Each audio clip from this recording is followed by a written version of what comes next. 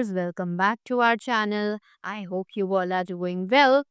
So, today we are going to begin with an amazing chapter from your storybook, that is concentration. So, concentration is the secret to strength, right? So, in this chapter, we'll explore the power of concentration.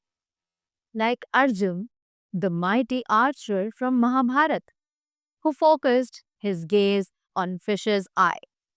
We'll explore that how one's pointed attention can transform challenges into traps.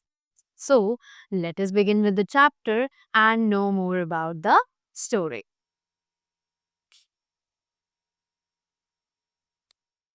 So, first of all, we have a blue box which is integrated with history.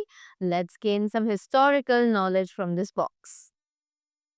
So, memory games are some of the most popular concentration activities for students. So, we know that in today's time, for the students' development and for better concentration, we have a lot of games. And in today's time, memory games are the most popular source for grasping concentration in the student's mind, right? Choose a memory game that uses 3D shapes, not just 3D cards, to appeal to all learning styles. So now this is your task, that you have to choose a memory game that uses not only 3D shapes but also the 3D pictures and cards, right?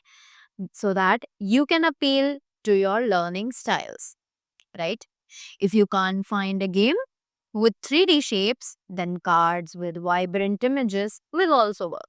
And if in case you all are not able to find a 3D shapes game, then you can also work with the cards that have vibrant images and a lots of colors, right? So this is your task so that you can make your learning concentration better, right? Let's move ahead.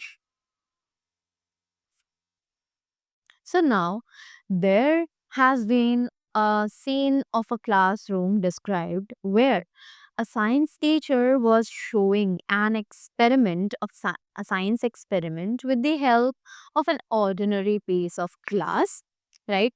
Ordinary means it was normal, there was nothing special. Ordinary means nothing special. It was actually very normal piece of glass, right, that he was using in the experiment. Then he reflected the sun rays on the sheet of paper, but nothing happened to the paper at that time. But after that, what happened? He actually collected the sun rays in a lens, and then he uh, throw the light on the piece of paper. As when the lens collected all the sun rays and it reflected back on the piece of paper, it started burning suddenly, right? Now the students were really surprised, they were happy, and now they were like looking at what's going to happen next. And till that, teacher asked the students that, can you tell me why is this paper burning when I reflected the sun rays from the lens, but it was not burning when I directly kept it into the sun rays, right? Let's see what the student answered. So, now when the teacher asked the children about why the paper was burning, so the children were very intelligent and they answered the teacher that because the sun rays were collected through a lens and they were focusing on a single spot. Right? The teacher was very pleased to know the answer. Now, pleased means being happy, right? The teacher was very happy after he got to know the answer. Now he told them that similarly, if you learn to concentrate means focus. Focus on all your strengths instead of weakness. Strength means powers, right? If you learn to focus on your powers instead of your weakness, success is surely going to come your way, right? He said that you will be achieving success if you work hard, stay concentrated, and your attention doesn't get distracted, right? If your attention is distracted by some or the other unwanted things, you are surely going to have a difficulty in being successful, right?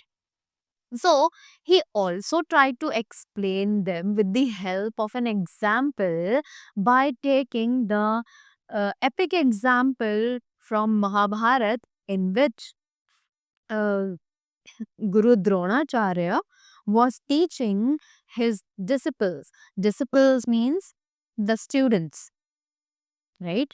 The skill of archery, that means the skill of using a bow and an arrow, right? So he decided once to test his students that are they paying attention to my class? Are they actually listening to me? What am I saying? Or just they are coming here to learn archery but not focusing on the small points, right? Let's see what happened next in the story. So now, when Guru Dronacharya decided to take the test of his disciples, that whether they are learning the trick of archery or not. So he hung a bird from a tree, right? And he told his disciples that you have to uh, put an aim on the bird's eyes, right? After that, what happened? As first, he was going to call all the students one by one. So, first of all, he called Yudhishthir. So, he asked, first of all, when Yudhishthir was ready with his bow and his arrow to aim on the bird's eye, he actually, Guru Dronacharya asked Yudhishthir that what can you see, right?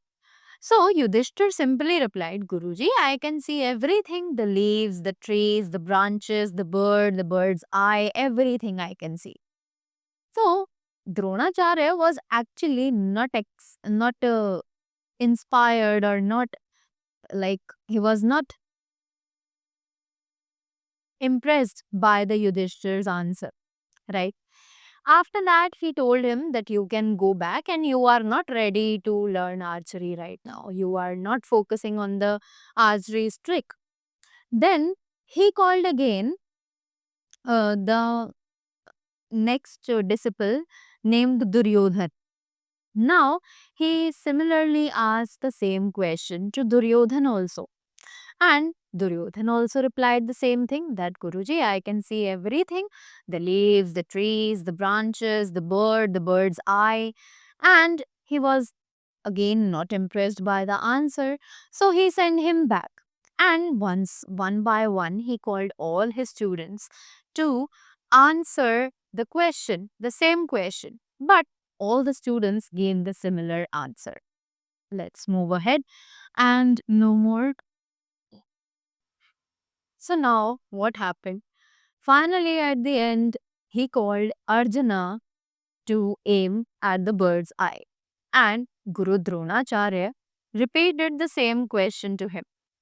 And surprisingly, Arjun answered that, Gurudev, I can only see the bird's eye at this time. I cannot see anything except the bird's eye. Now, Guru Dronacharya was really impressed, and he motivated Arjuna that only you are the one who has learned the art of archery in real, right? So, in the same way, the teacher also told his students that you also have to focus on the thing what you are doing. And he also explained that if you are sitting in the class and there is a lesson going on in the class, you have to focus on your mind, your body, that whatever you are listening should reach to your mind. Otherwise, it would not be possible for you to gain success, to reach success, right? So he told that concentration is the best key to achieve success, right? So That was all for the chapter. I hope you all enjoyed it. And by reading the chapter, we learned that concentration sharpens our skills, deepens our learning, and paves the path to success. So, let's concentrate on our minds and focus, achieve, and shine whatever we decide to do. So, do like the video, subscribe the channel, and press the bell icon for more brainy stories. Thanks a lot.